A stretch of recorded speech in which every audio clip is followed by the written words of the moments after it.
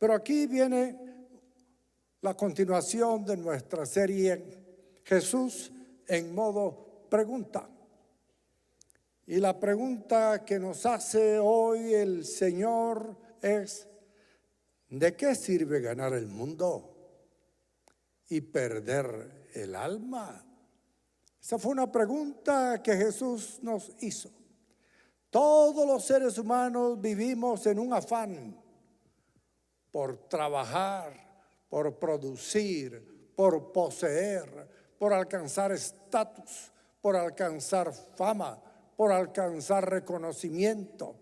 Es muy humano que querramos figurar, que querramos tener para ser. Se nos olvida que es más importante el ser que el tener. Es más importante ser un hijo de Dios que tener todas las propiedades del mundo a nuestro nombre.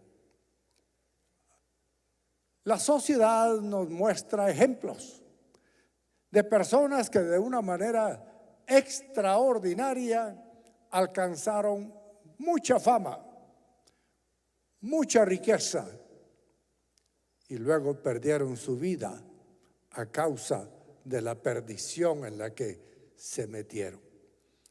A veces es más fácil buscar a Dios en medio de la adversidad que en medio de la prosperidad. Pero todos queremos prosperar.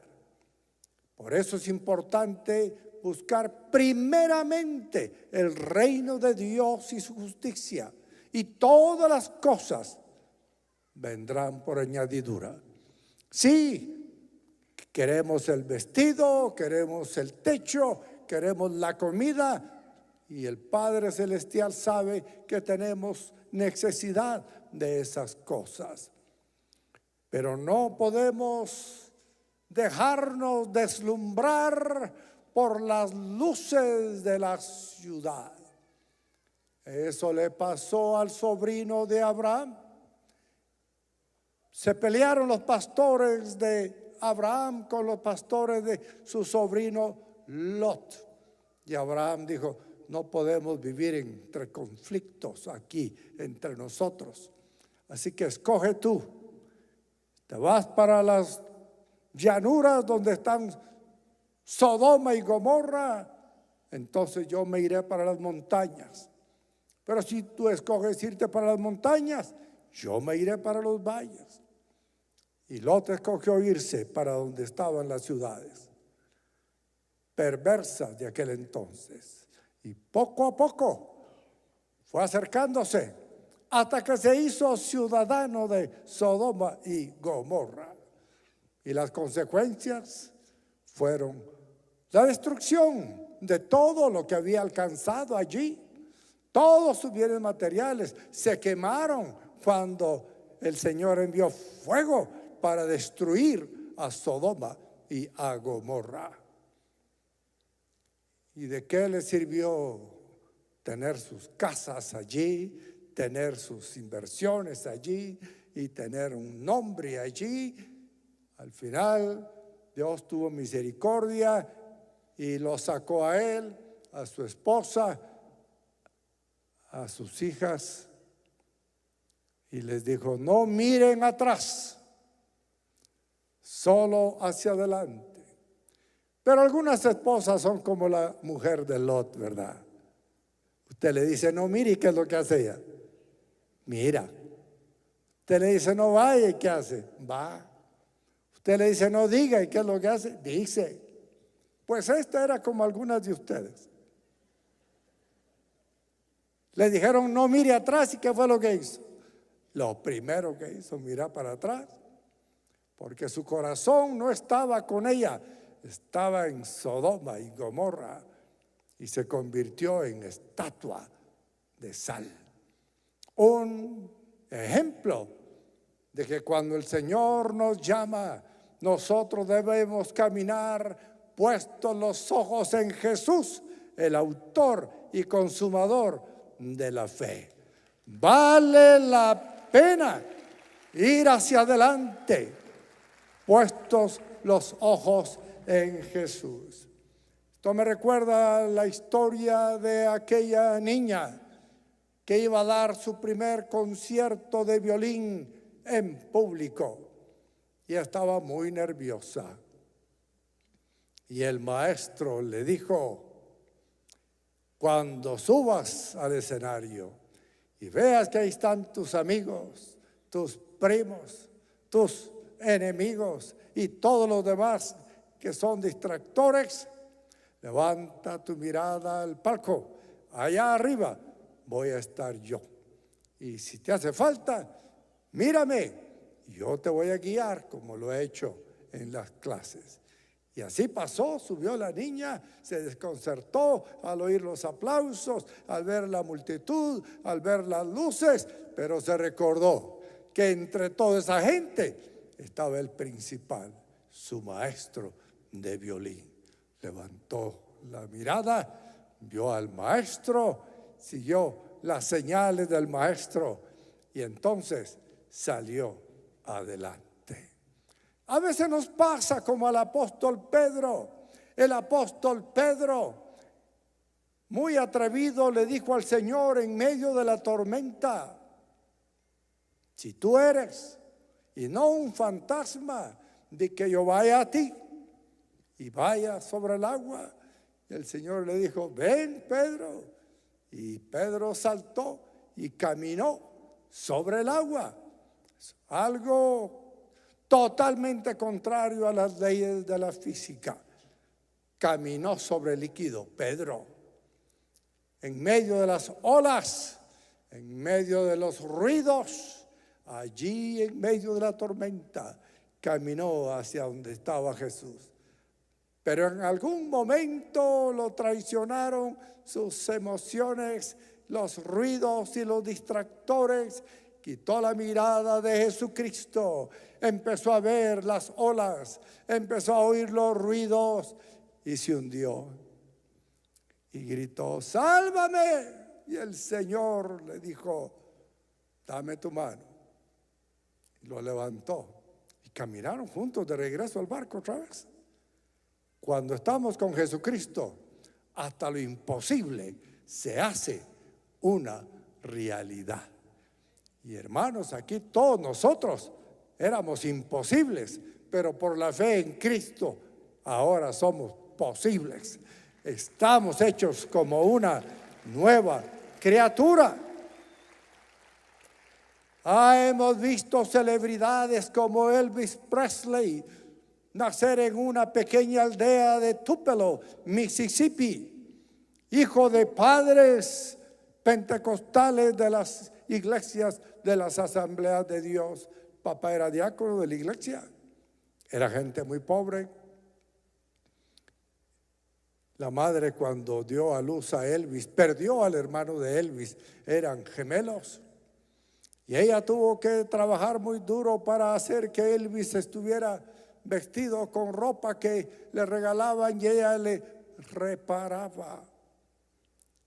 Curiosamente, ahí en la iglesia donde él creció, lo rechazaron para cantar en el coro. Y se fueron ellos a Memphis.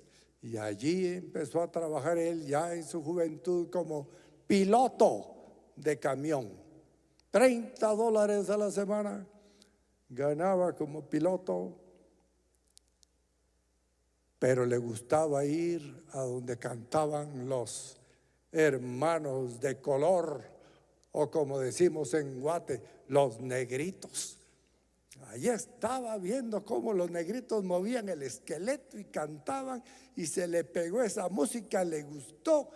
Y un día se fue a un estudio que era propiedad del señor Sam Phillips a grabar un disco.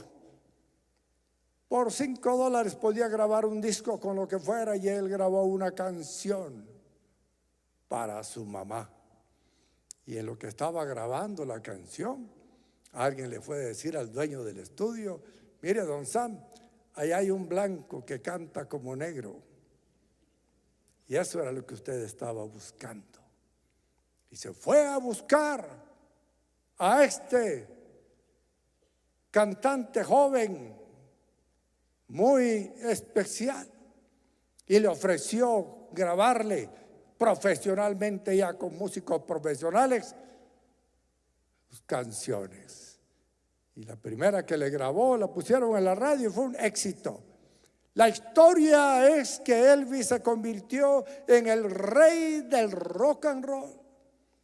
Un hombre que salió de Tupelo, Mississippi, un pueblito insignificante en su época.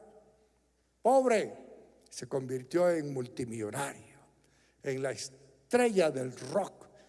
Hizo muchas películas, grabó muchos discos. Y él cuenta a un famoso predicador que cuando él estaba en sus conciertos y miraba que la gente estaba sedienta de más, se hacía la pregunta: ¿qué pasaría si en este momento yo les presentara a todos estos que están en el concierto el mensaje de Jesucristo? Y Rex Humbard cuenta cómo sentía Elvis esa necesidad. Se hizo de una gran mansión ahí en Memphis,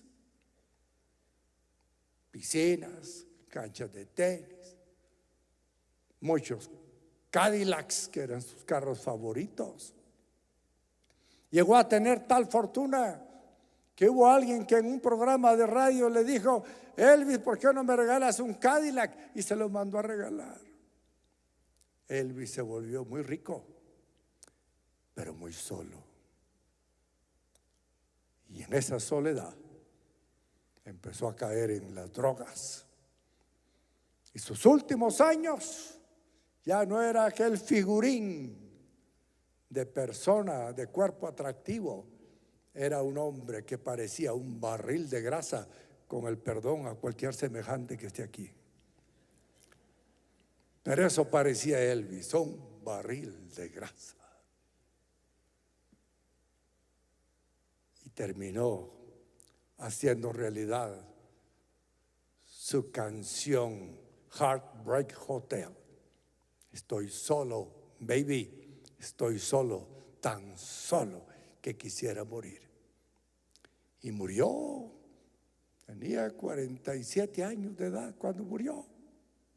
Joven. ¿Cuántos hay aquí de 40 y pico años de edad? A ver, los que tienen 40 y pico años. Hay uno que otro por ahí. Los demás tienen 80. Miren, ¿de qué sirve alcanzar tanta fama, tanta riqueza?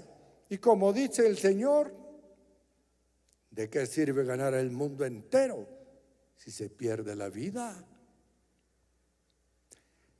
Y quedó solo porque la mujer, que era una belleza que él conoció y enamoró en Alemania, cuando estuvo en el ejército y se la trajo a su casa, la dejaba sola y abandonada porque andaba de gira todo el tiempo.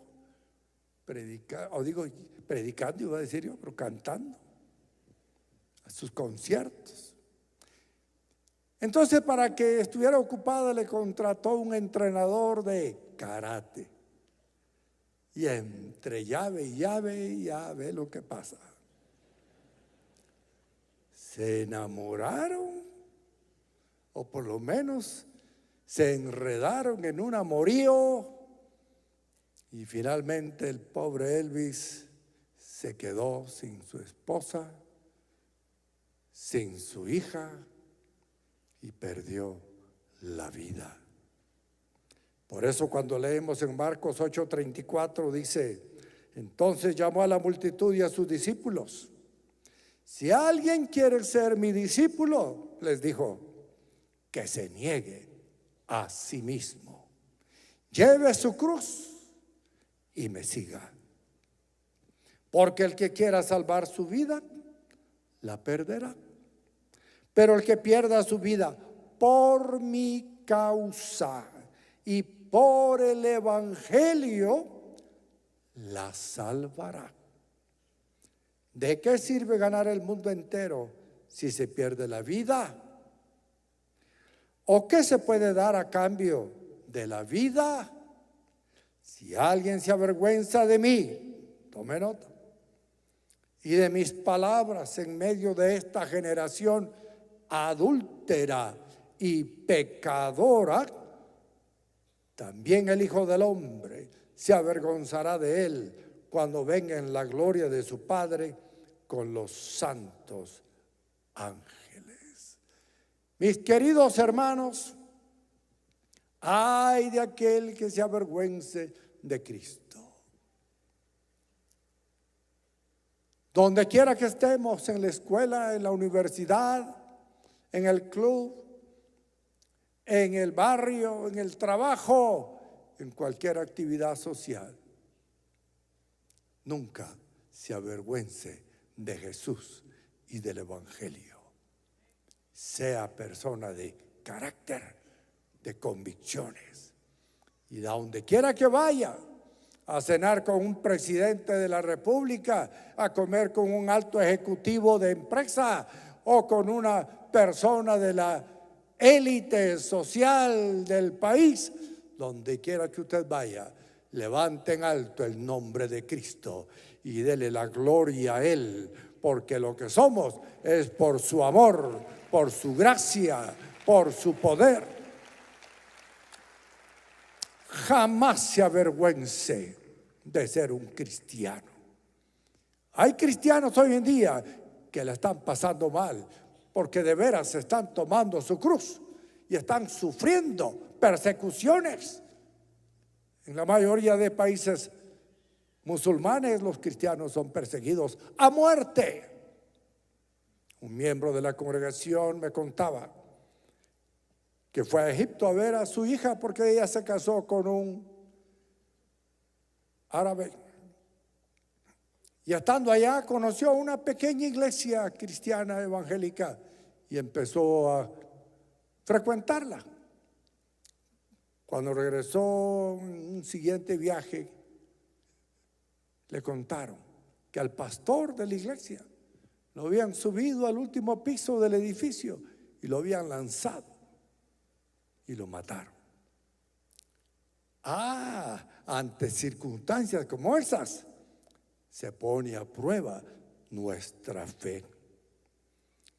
Pedro, en el contexto de esta pregunta, había contestado a Jesús de esta manera en Marcos 8:27.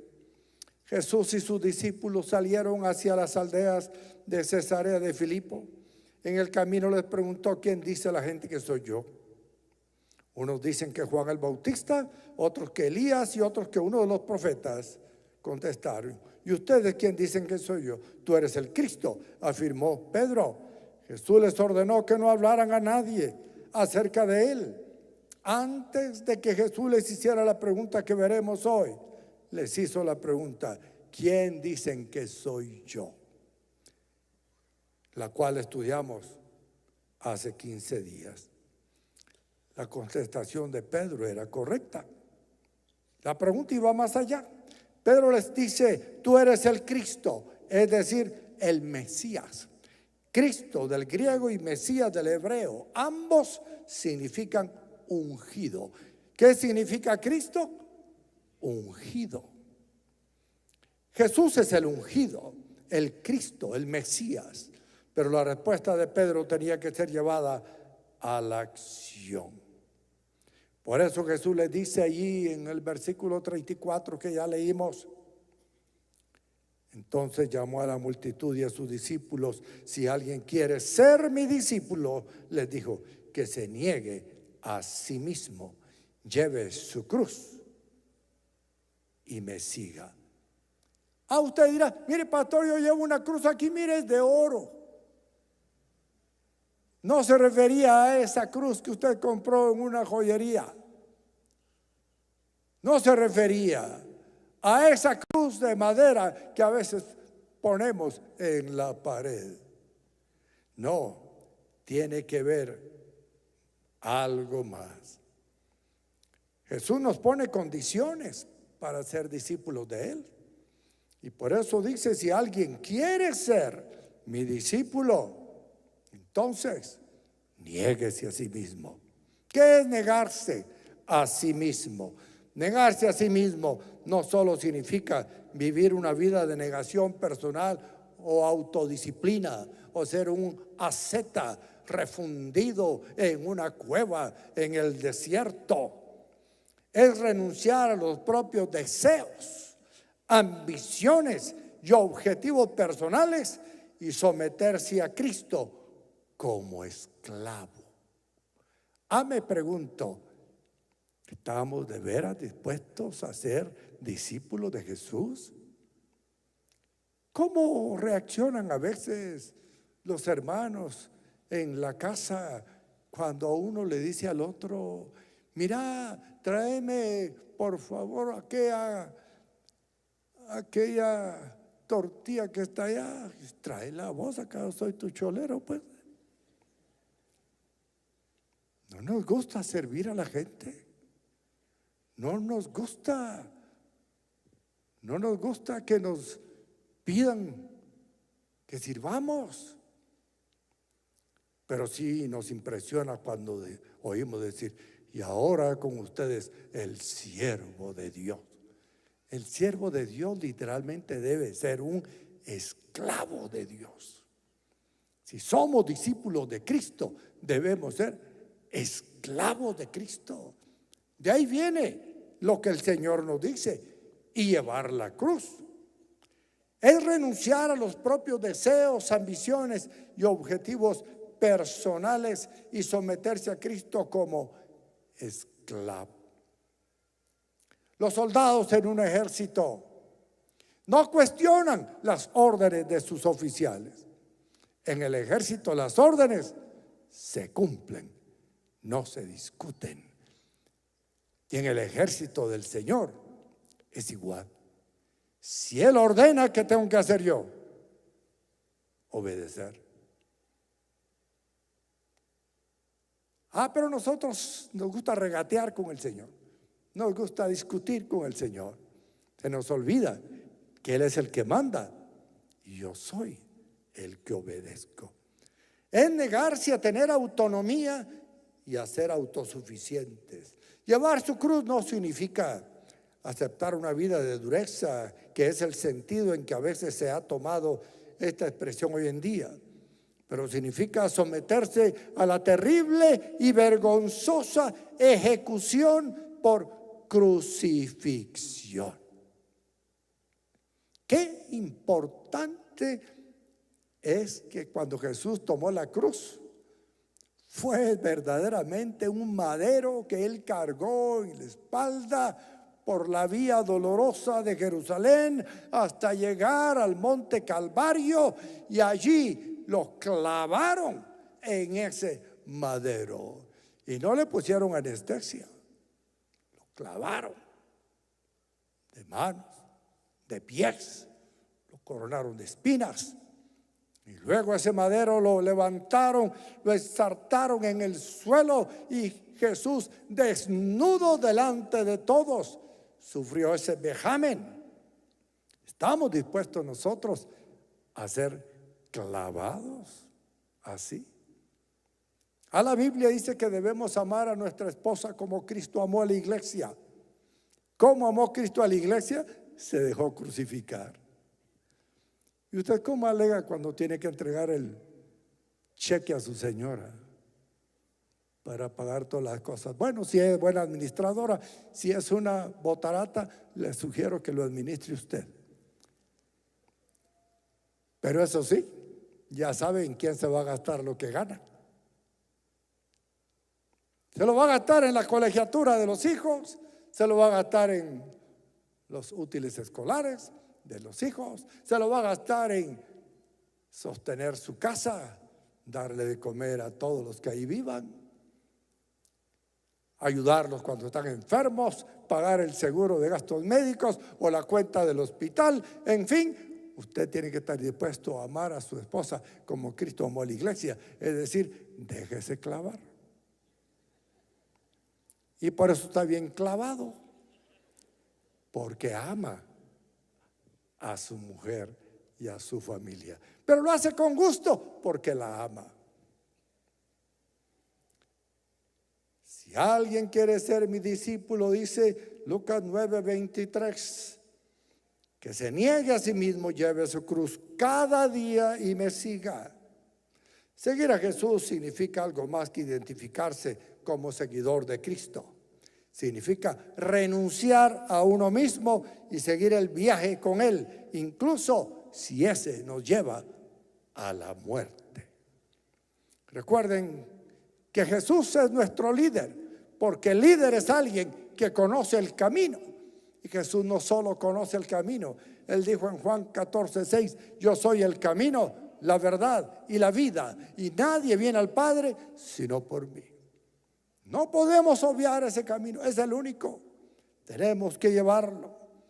¿De qué sirve ganar el mundo entero si se pierde la vida? ¿O qué se puede dar a cambio de la vida? Separados de Dios, nada somos. Terrenalmente podemos obtener grandes cosas, pero si Dios no es el centro de nuestras vidas, todas estas cosas son vanas. Le recuerdo, el día que se muera, ¿qué va a pasar con esas cosas que usted tiene? O como le dijeron al necio, necio, esta noche vuelven a pedir tu alma. Y todo lo que has ganado, ¿de quién será? Del yerno, de la nuera, de los hijos ingratos que usted tiene, que ni siquiera lo llaman ni lo van a ver. Ellos son los que se van a quedar con lo que usted deje. No se me olvida un amigo que tenía un Mercedes lindo ahí en su casa, bien tapado. Le digo, ¿y por qué nunca lo usas? Se puede rayar, me dijo.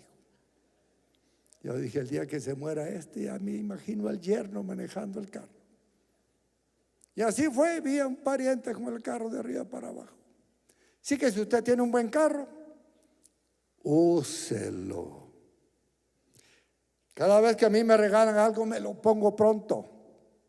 Y le digo a mi señora en son de broma, yo no le voy a dejar nada para estrenar al que venga.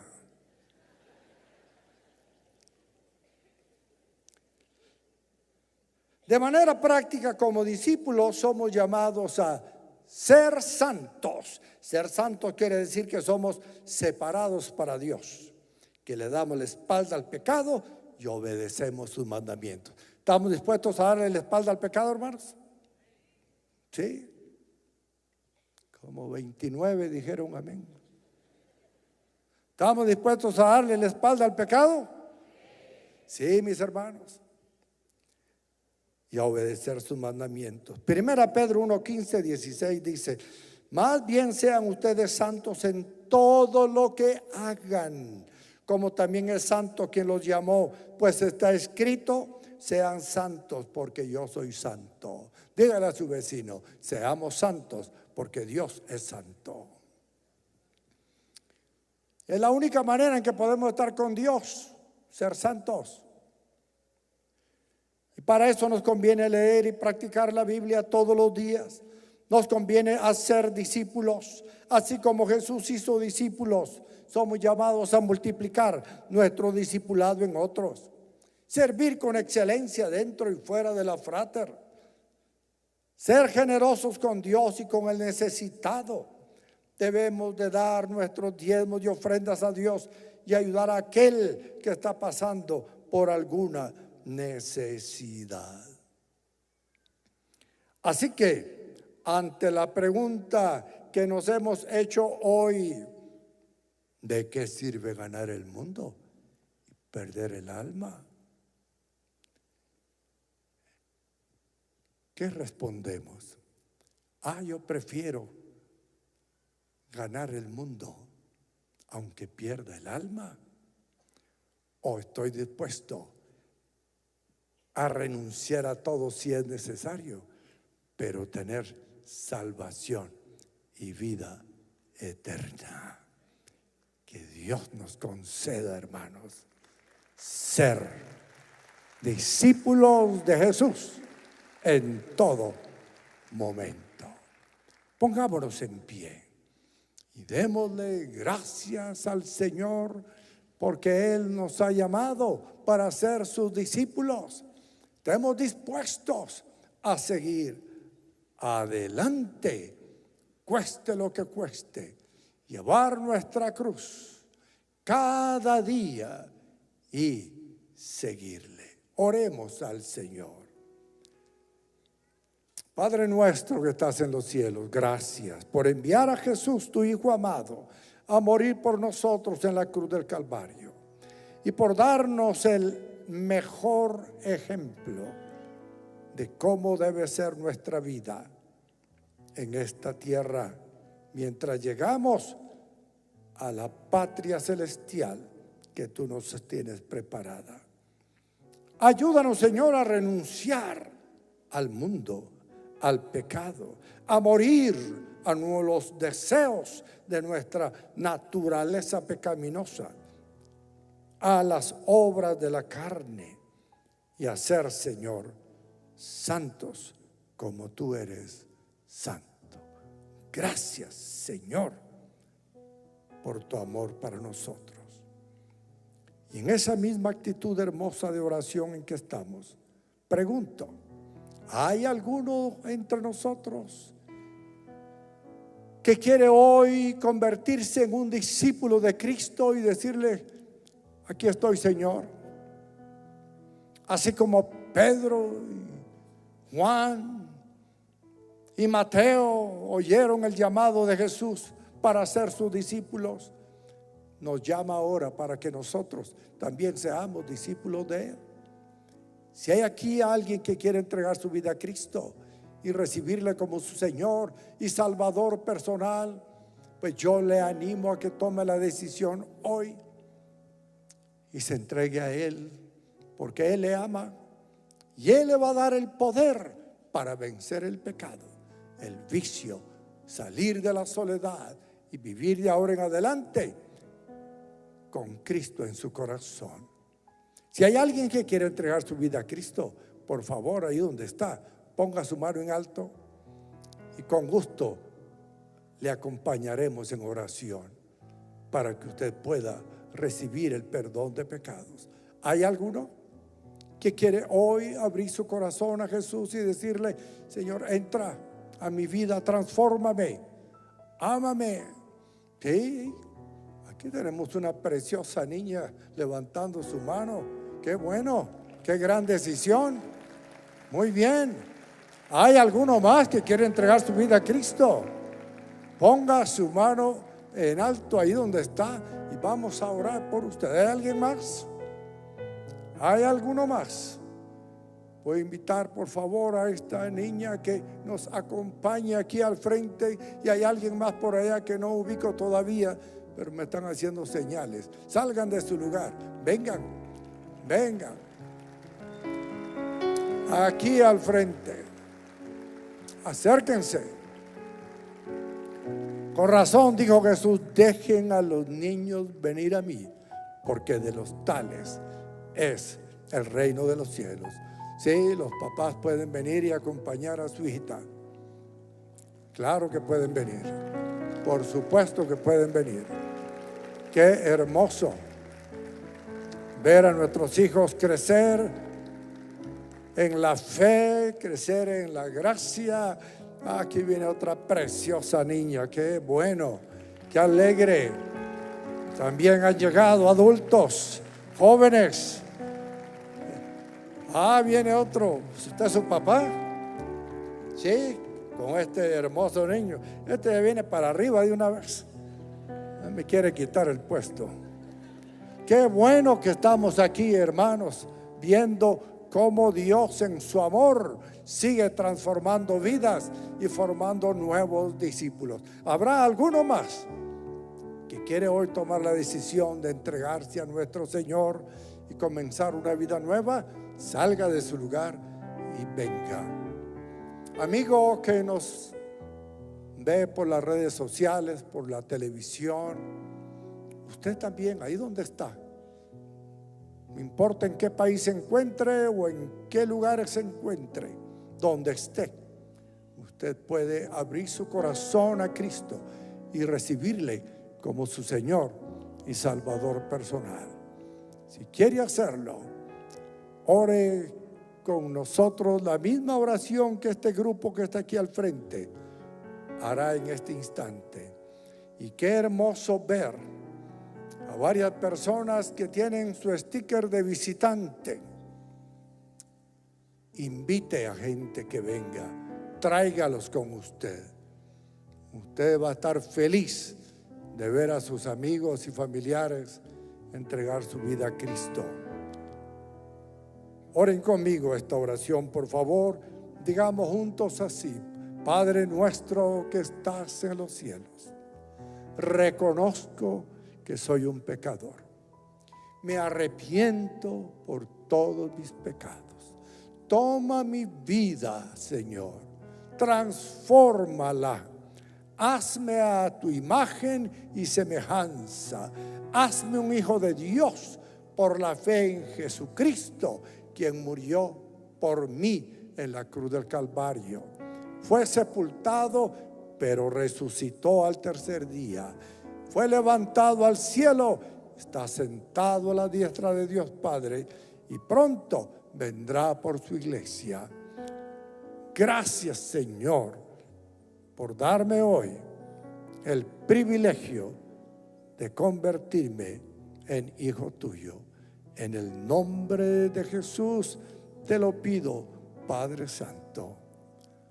Amén. Amén. Gloria al Señor. Bendito sea su santo nombre. Por favor, acompañen por este lado a los servidores. Queremos hablar todavía unas poquitas palabras que les van a servir. Los papás de los chiquitos, si quieren acompañarlos, bien pueden. Vayan ahí con ellos. Mis queridos hermanos, ¿estamos dispuestos a ser discípulos de Cristo? ¿De qué le sirve al hombre ganar el mundo si pierde la vida? Sigamos fieles al Señor, que nada ni nadie nos aparte del Señor. Que Dios los bendiga. Nos vemos aquí, primero Dios, la próxima semana.